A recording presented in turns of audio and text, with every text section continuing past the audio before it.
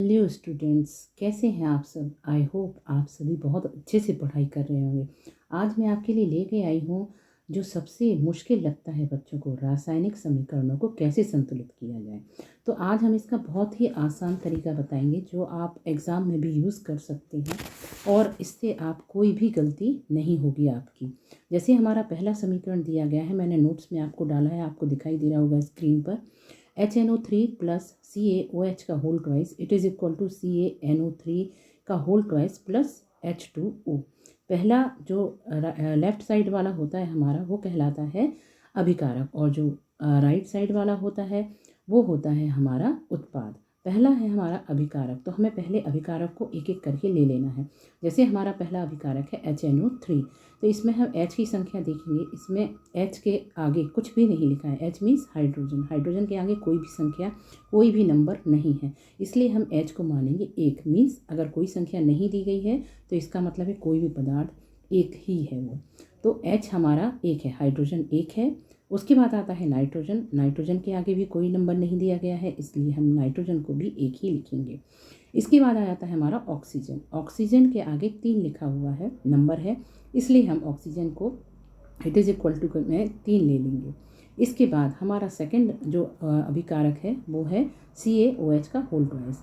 Calcium जहाँ हम देखेंगे सेकंड अभिकारक में Ca मीन्स कैल्शियम हमारा है एक, क्योंकि इसके आगे कोई भी नंबर नहीं लिखा है।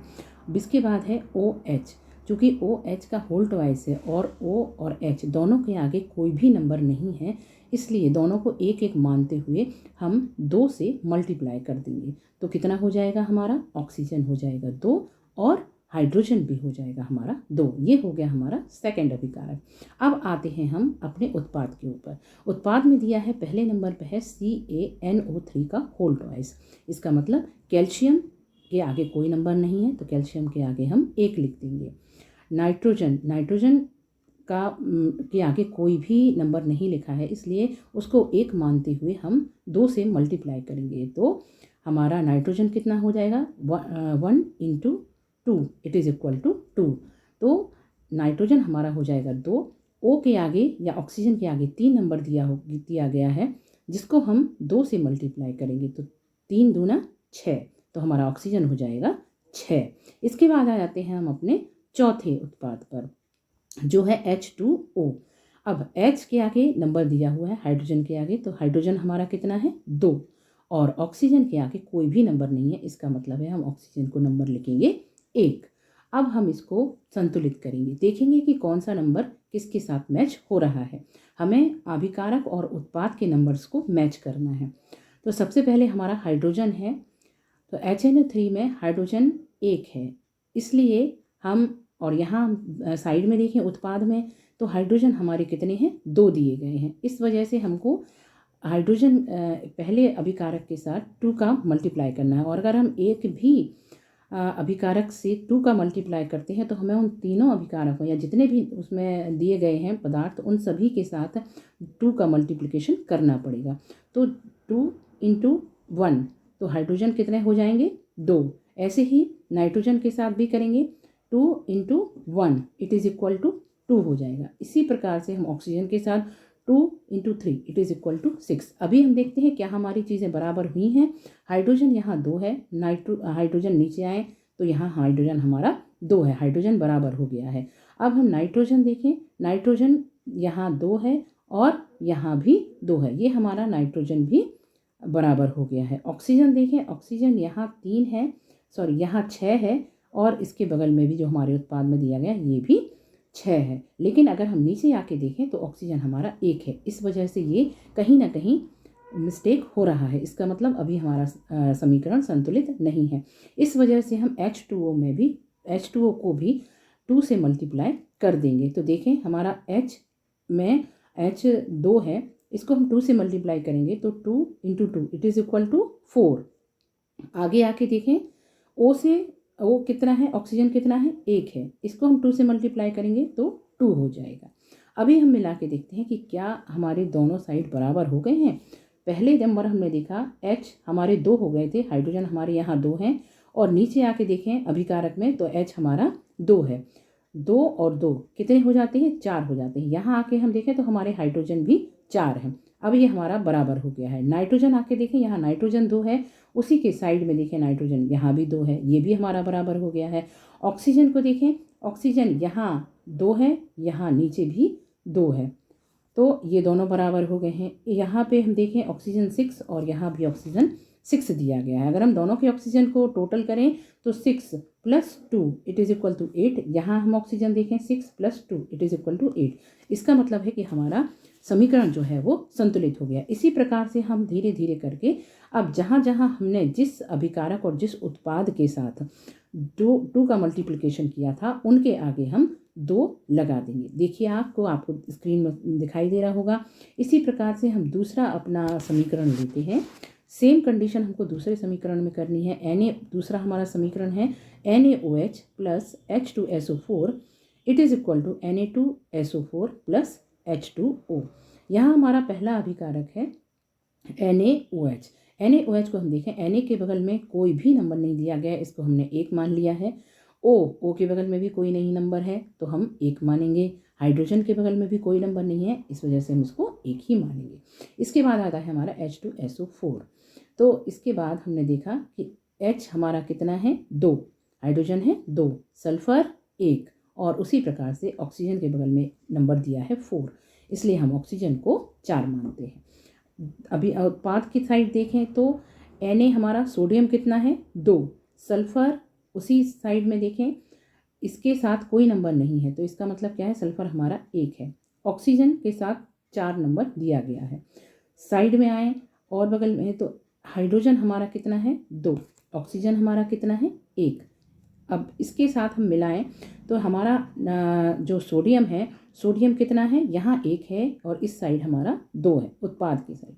इसका मतलब है हमारा अभी संतुलित समीकरण नहीं है, इसलिए हम Na के साथ अभिकारक के साथ में 2 का मल्टीप्लाई कर देंगे। आपको पता है कि अगर हम एक पदार्थ के साथ मल्टीप्लाई करते हैं तो हमें सारे पदार्थों के साथ मल्टीप्लाई करना पड़ता है।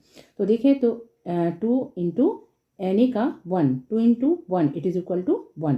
सेम कंडीशन में ऑक्सीजन 1 है तो 2 × 1 it is equal to 2। Hydrogen के साथ 2 × 1 इट इज़ इक्वल टू 2। अब देखते हैं क्या हमारा समीकरण संतुलित हुआ है। देखें सोडियम हमारा यहाँ दिया गया है 2, सेम कंडीशन सोडियम हमारा 2 हो गया है, मीन्स सोडियम हमारा बराबर हो गया है। ऑक्सीजन देखें, यहाँ हमारा ऑक्सीजन है 2, यहाँ हमारा ऑक्सीजन कितना दिखा रहा है नीचे है 4, यहाँ है 2। अब यहाँ हम देखें तो कितने हो गए, यहाँ 4 दिया है और यहाँ हमारा 1 दिया गया है, तो अभी ये संतुलित नहीं है। यहाँ 4 और 2 6 हुए हैं, यहाँ 4 और 1 5 हुआ है। इस वजह से हमको H2O के साथ 2 का मल्टीप्लाई करना पड़ेगा। सेम कंडीशन में हम करेंगे 2 × 2 it is equal to 4। Hydrogen हमारे 4 हो जाएंगे, 2 × 1 it is equal to 2। Oxygen हमारे 2 हो जाएंगे। अभी हम देखते हैं क्या हमारा रासायनिक समीकरण संतुलित हो गया है।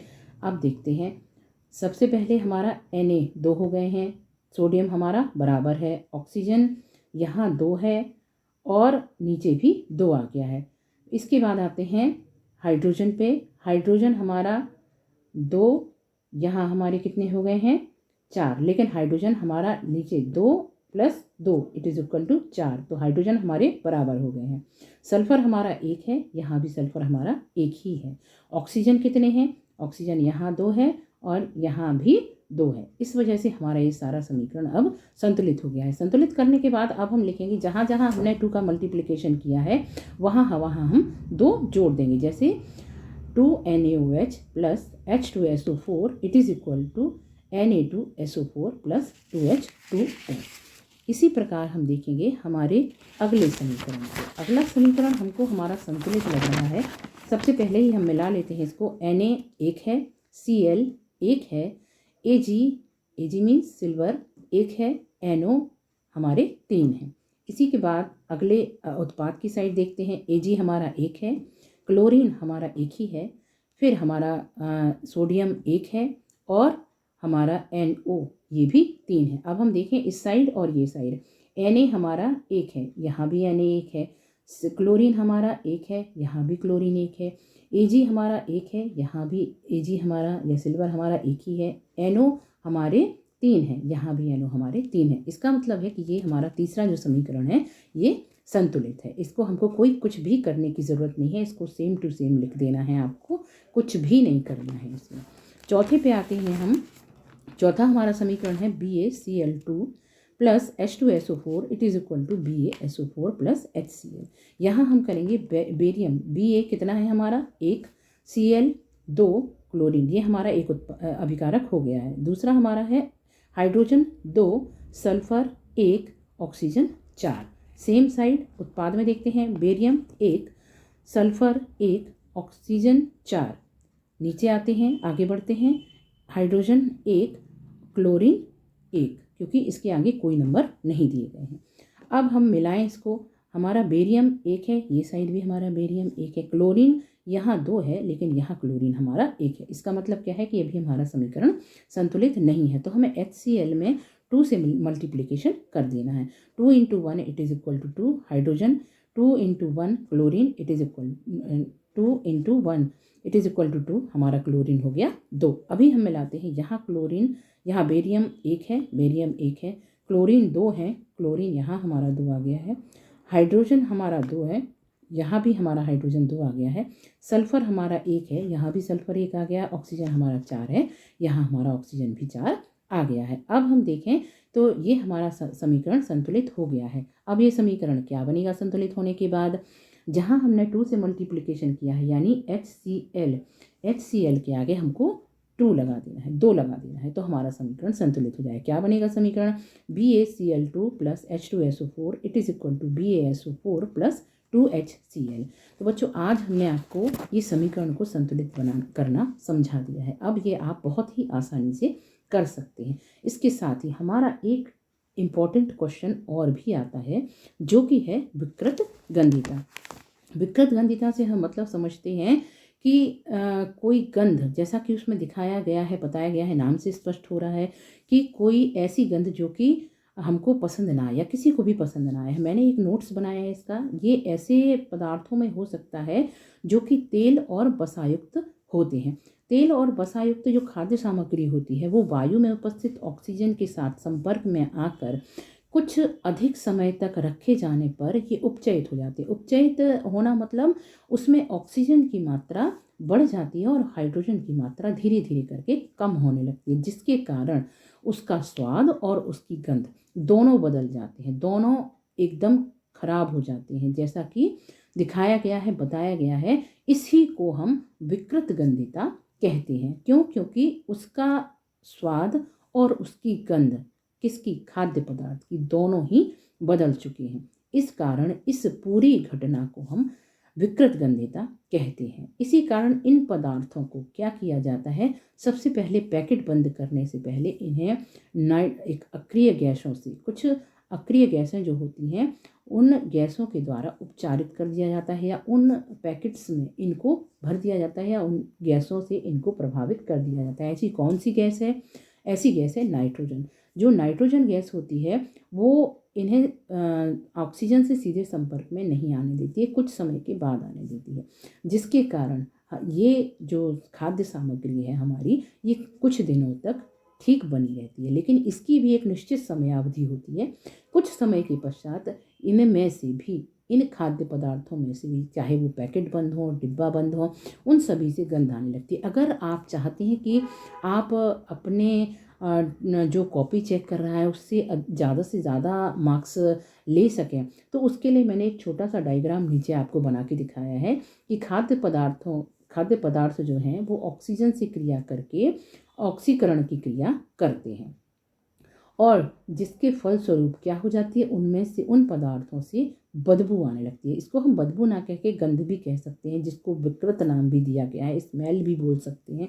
तो ये धीरे धीरे करके पदार्थों को खराब करना स्टार्ट कर देती है। अब इन चीज़ों को हम इस विकृत गंधिता से बचाने के लिए क्या कर सकते हैं, इसके क्या क्या उपाय अपना सकते हैं। आपने देखा, मैंने कुछ नीचे नोट्स में लिखा है कि सबसे पहला तो उपाय ये है कि खाद्य पदार्थ को हम फ्रिज में रख देंगे। दूसरा है कि इन पदार्थों को सूर्य के प्रकाश से दूर रखेंगे।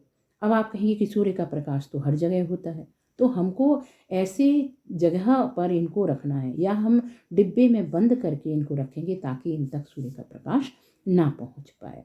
तीसरा इसका उपाय है कि इन खाद्य पदार्थों के पैकेटों में अक्रिय गैस इन खाद्य पदार्थों को अक्रिय गैसों से उपचारित कर दें, या जिन पैकेटों में या जिन बॉक्सेस में इनको बंद किया जाता है उनमें नाइट्रोजन गैसें भर दें, जिसकी वजह से ये सुरक्षित रह जाते हैं। और चौथा हमारा उपाय है, इनको वायुरोधी मीन्स प्लास्टिक के डिब्बों में हम बंद करके रख सकते हैं ताकि उन तक खाद्य पदार्थों तक हवा ना पहुंच सके। ये मैंने आपको कुछ चीज़ें बताई हैं जो कि ये दोनों ही आपके लिए बहुत इम्पोर्टेंट हैं, और अगर आप चाहें तो इन्हें आसानी से इन नोट्स के थ्रू आप अपने याद कर सकते हैं, इनको नोट्स के थ्रू बना सकते हैं अपनी कॉपीज़ में, और इनको एग्ज़ाम के टाइम पे एक बार रिवाइज़ कर सकते हैं आसानी से। अगर आपको ये वीडियो पसंद आया हो तो इसको लाइक करें, सब्सक्राइब करें और शेयर करें।